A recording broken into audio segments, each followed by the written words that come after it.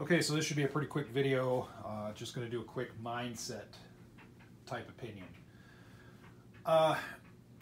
There's a lot of focus on firearms, how to use, when to use, how to engage multiple threats, single threats, when you're out and about, at the home, all that good stuff.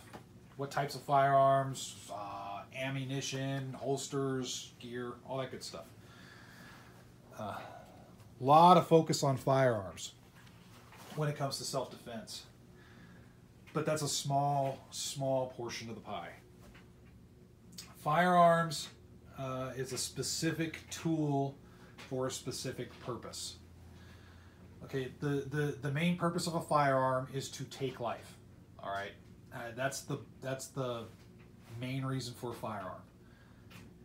It is to insert a projectile into your opponent at various speeds, sizes, shapes, whatever.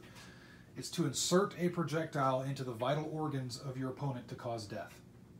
It is what it is. You can't sugarcoat it. I know people talk about, well, it's a sporting this, sporting that. No, a firearm is meant to kill. It is a killing tool. That's why it was made. So we have to treat it as such and realize that use of a firearm is a last ditch, no other option available type event. So people like to train for that, and that's fine, but you have to stop and move this out of the way and realize that there's more to it when it comes to self-defense. First off, how many of you folks out there train with some sort of non-lethal? This is OC spray, but I don't care what it is. Just some sort of less lethal. It could be a stun, taser, baton, OC, what have you. Now, this is some old OC that I still have. This stuff's expired. I don't even know if this stuff still works. Anyway, how many of you train with less lethal? How to utilize less lethal? How to defend against less lethal? How many of you practice some sort of hand-to-hand? It could be Gracie, it could be Krav Maga, I don't care what it is. How many of you guys practice some sort of hand-to-hand? I like Gracie.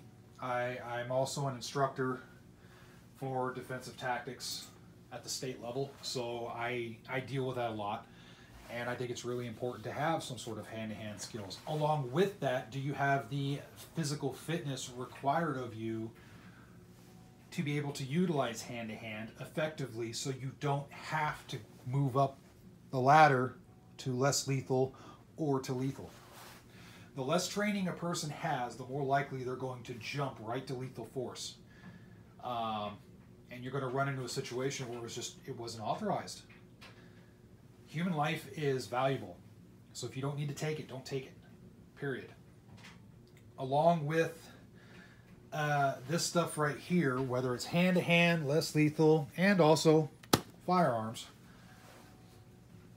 I ask, have you guys looked at either formal training or self-training as far as de-escalation techniques? Talking about verbal techniques, talking about street smarts, not putting yourself into a situation where a confrontation could happen.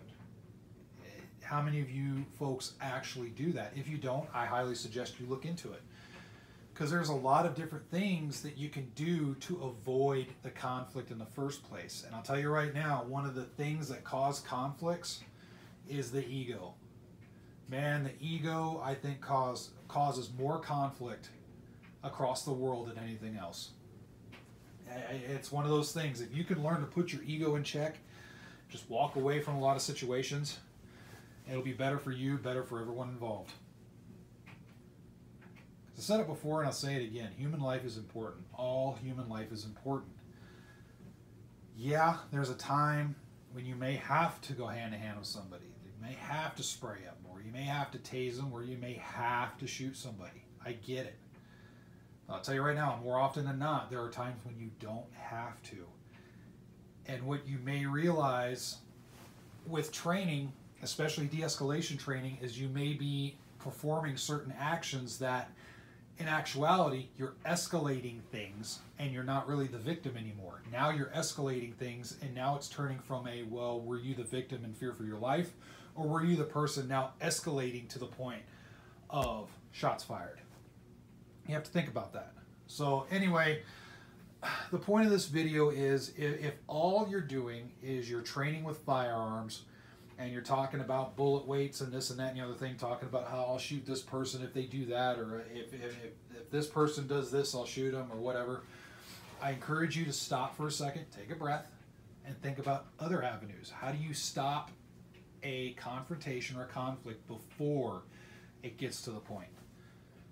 How do you put your ego in check and do it in a way that you're still protecting yourself and family and friends, loved ones, all that good stuff, but you're not escalating things. You're not, you know, you're not creating a situation. So, all right, feel free to put your thoughts in below.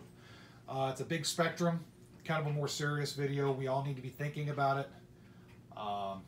My stance is all human life is very, very valuable. And yes, a lot of you know I am law enforcement. And sometimes in law enforcement, actually most of the time, I should say, we have to de-escalate things. Because sometimes we meet somebody not on the best day of their lives. We'll meet them in a bad situation. They may not be thinking clearly. Well, we may have to think clearly for them and help them out.